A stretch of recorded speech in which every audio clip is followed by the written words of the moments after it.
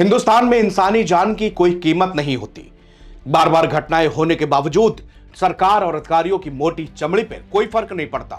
अब 150 करोड़ की जनता में एक युवराज या एक कमल जैन हादसे की भेंट चढ़ गए तो क्या हंगामा, क्यों चिल्ला रही है मीडिया? क्या हो गया?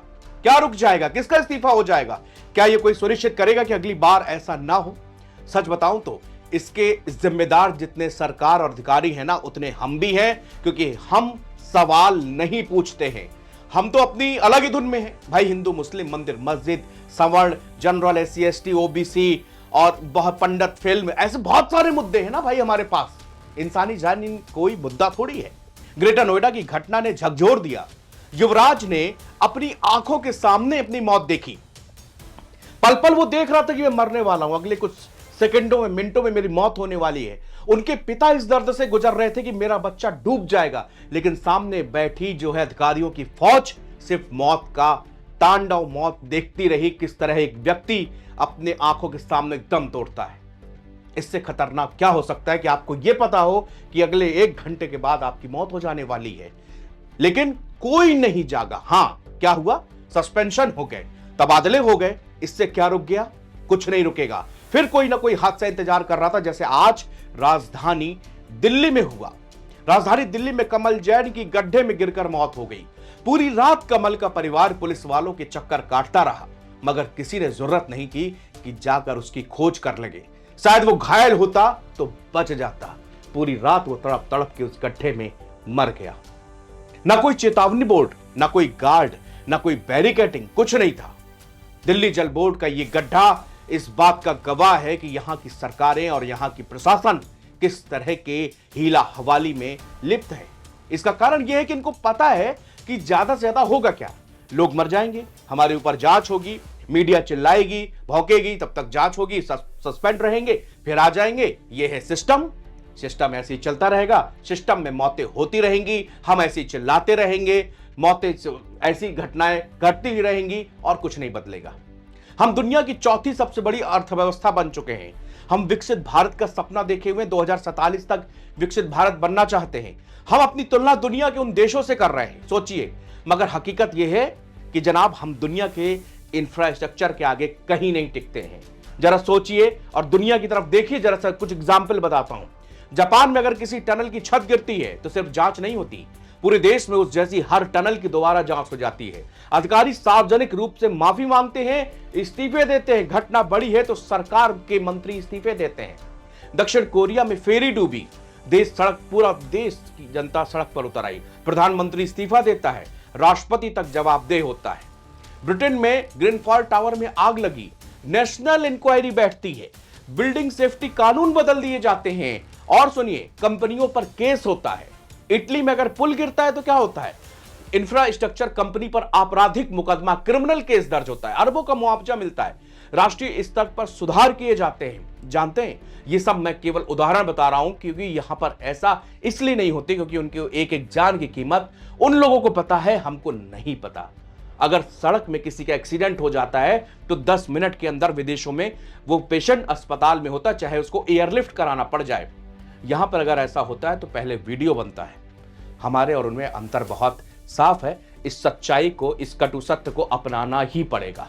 भारत में ऐसी क्या होगा? अब क्या होगा? एक बयान जो कि आ गया, मुआवजे की घोषणा कर दी जाएगी, जांच कमेटी गठित हो जाएगी, सस्पेंड अधिकारी हो चुके हैं और कुछ महीनों, कुछ दिनों के बाद सब शांत। विदेशों में ऐसा नहीं होता, क्योंकि जनता वहां की जवाबदेह होती है, सड़कों पर उतरती है और इनसे कहती है कि हिसाब दीजिए, हमने आपको चुना है। लेकिन यहां क्या है?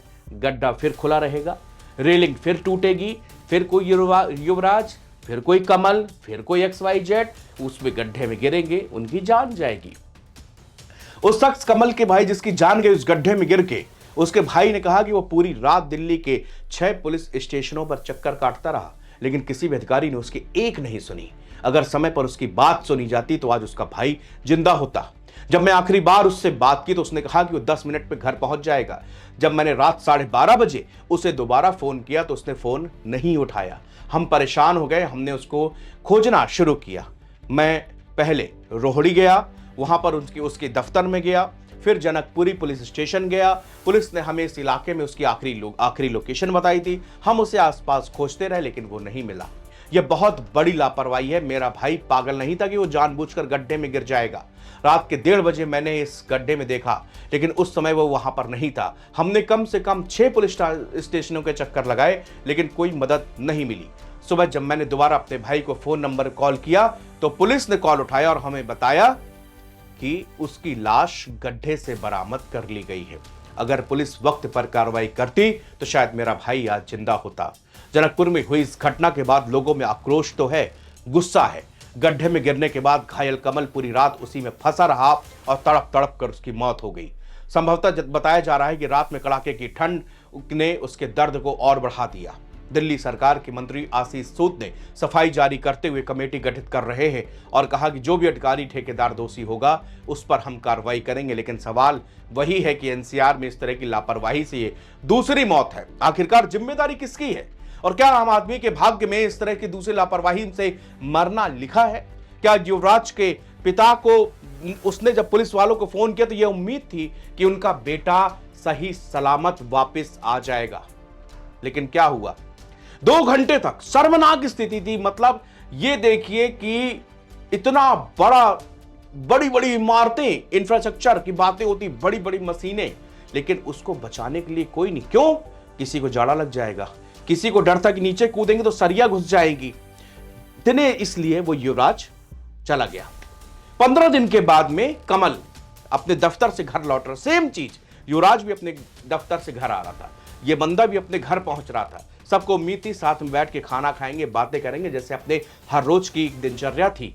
लेकिन कमल के मुकद्दर में तो दिल्ली जल बोर्ड का एक गड्ढा बंधा था।